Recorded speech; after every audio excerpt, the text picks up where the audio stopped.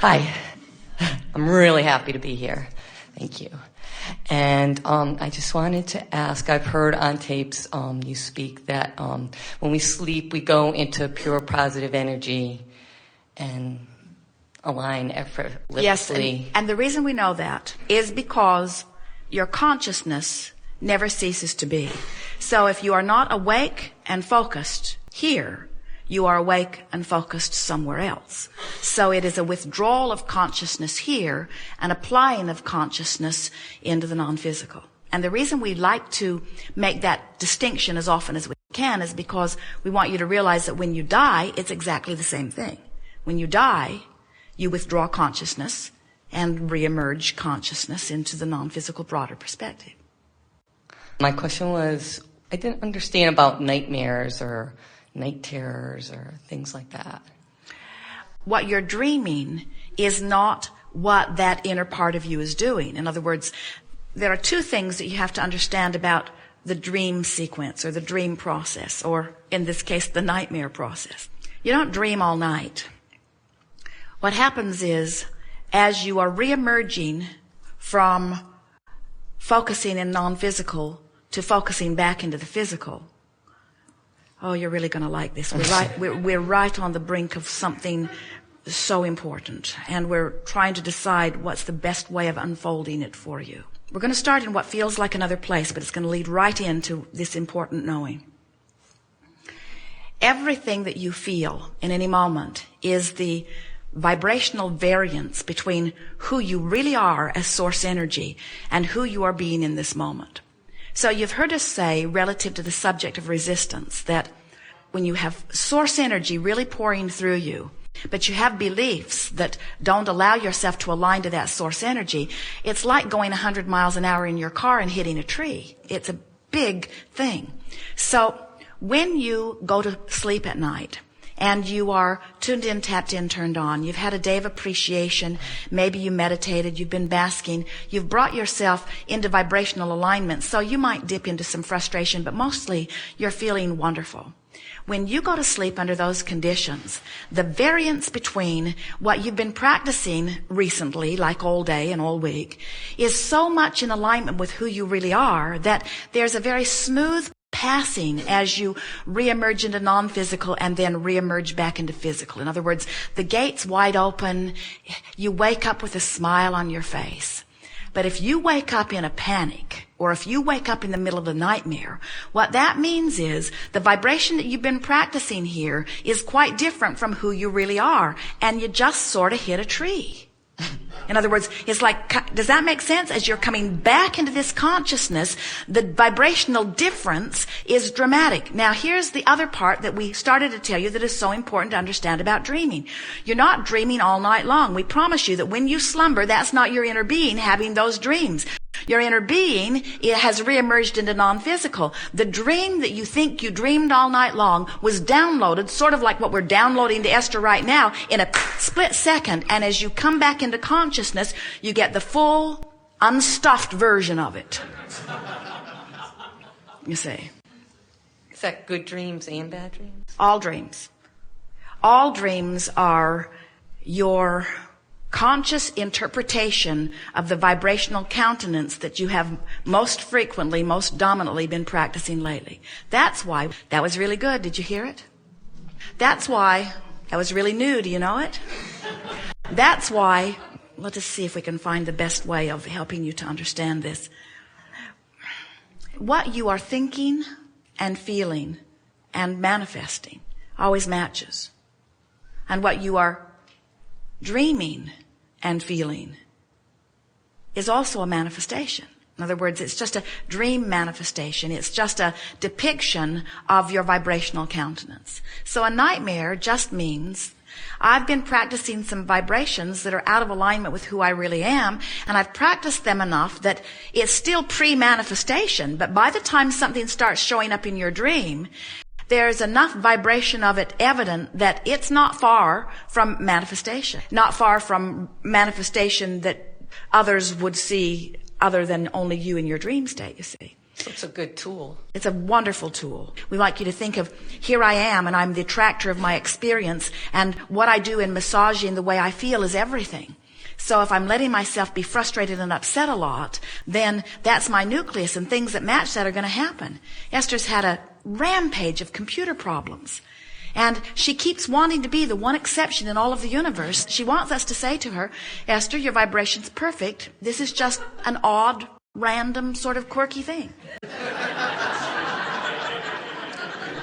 But instead what we say to her is, that last computer problem got so much of your attention that you predestined the next one.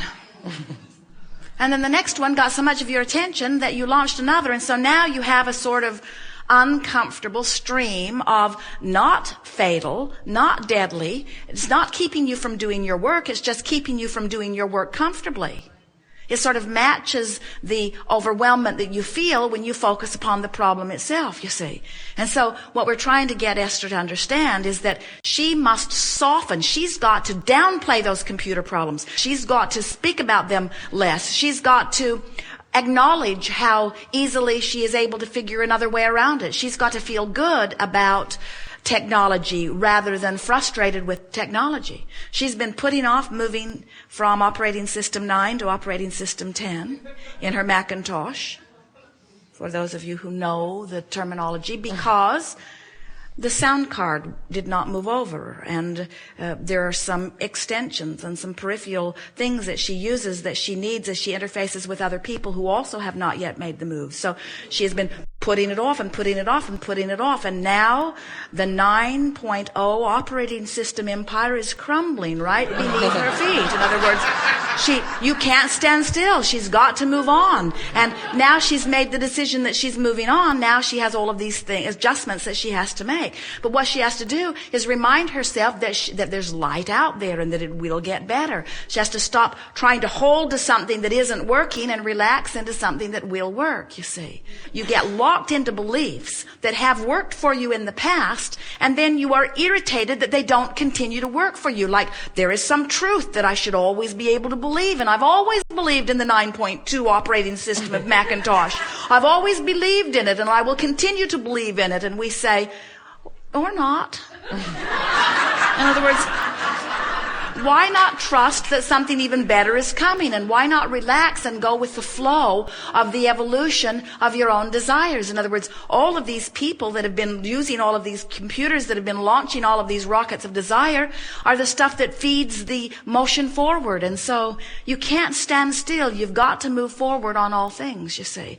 And we think that what happens with so many of you, and what is at the heart of so much of your negative emotion and the heart of so many of your nightmares, is that you're trying to hold yourself to something that someone taught you was appropriate when you've got a whole new paradigm that you're living in. You cannot dig up relics that have been written thousands of years ago to people that you don't even know and couldn't possibly relate to and guide your life by those relics. Why not tap into the same stream of knowledge that whoever wrote those tapped into? The modern day version, you see. Right now it's operating system 10. But it won't always be, you see. Thank you.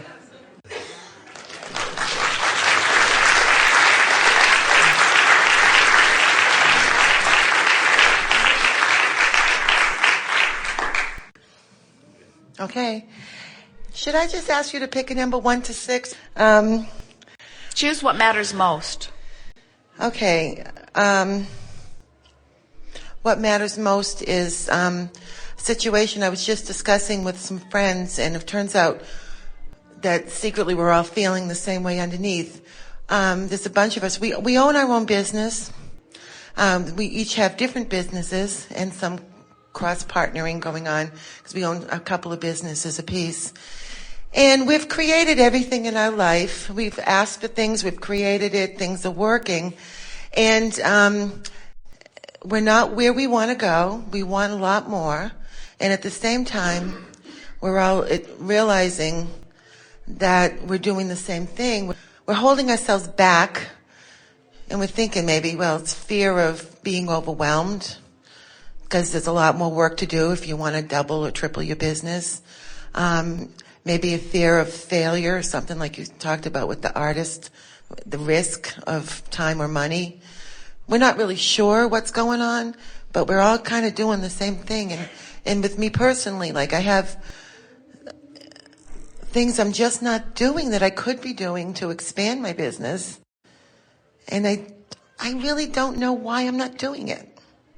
Well, it's hard to do things before you've lined up energy. And lining up energy is not the easiest thing in the world if what you are living and what you have learned to expect is very far vibrationally from what you are wanting to do. So have you created any sort of a vision? In other words, the thing that we hear from so many, and we really hear it pulsing through the words and vibration that you are offering here, what you're saying, and a lot of people say it, is, I want things to be different than they are. I need things to be different than they are. And we say, but things are as they are. So make the best of things as they are. So try to soften your discomfort about where you are. Talk about your discomfort a little less. Talk about what you want a little more. That's the recipe. In other words, notice what is less and talk about what you're expecting more. Talk about things that bother you less and talk about things that make you feel good more. Talk about things that are going wrong less and talk about things that are going right more. In other words, it's not a difficult thing in theory. In other words, that all makes sense to you, but then you just have to practice yourself into it. We can feel that, many of you, and we keep bringing it up, which brings the attention back to it, but it was easier to enjoy this meeting before our neighbors joined us. It was. It was easier. We had better conditions for a meeting earlier today. But that is neither here nor there. What we've got is what we've got. And so now we have to move from where we are, you see.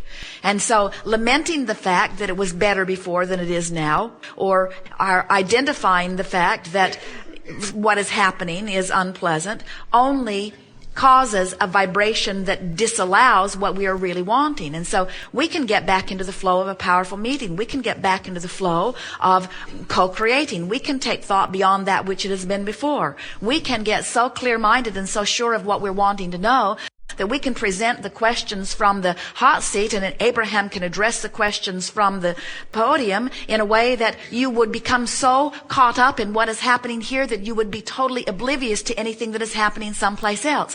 And that's the thing that you have to do whenever you're standing someplace that is a little bit less than what you really want it to be. You have to sort of drum out the part of it that is not in vibrational alignment with what you want and beat the rhythm of what you do want so much that it becomes pervasive in the space. Can you feel how when we get rolling here and when you're listening and when we're talking about what we're wanting, that anything else becomes less important? Can you feel how as the momentum gets going and the alignment with source gets going, that everything that was inappropriate before seems unimportant now because there is so much connection with what is wanted? And it's exactly the same thing. You just have to literally get so fixated on what you want that you drown out any vibration or reverberation that has anything to do with what you do not want. You just get so fixated upon what you do want that it's as if people who are watching you can hardly believe it because they're hearing all the clatter, they're feeling all the rumbles, they're feeling all the bumps in the road, they're still out there trying to create feathered nests, they're still trying to get circumstances and events to line up so that they can feel better. You just keep drumming the drum that feels best to you and make it the most dominant voice in the room. You make it the most dominant voice in the universe. You make it the voice that is being heard. You make it the reverberation of your being. And nothing that is has anything to do then with where you're going, because where you're going is the vibration of your now, you see. Yes.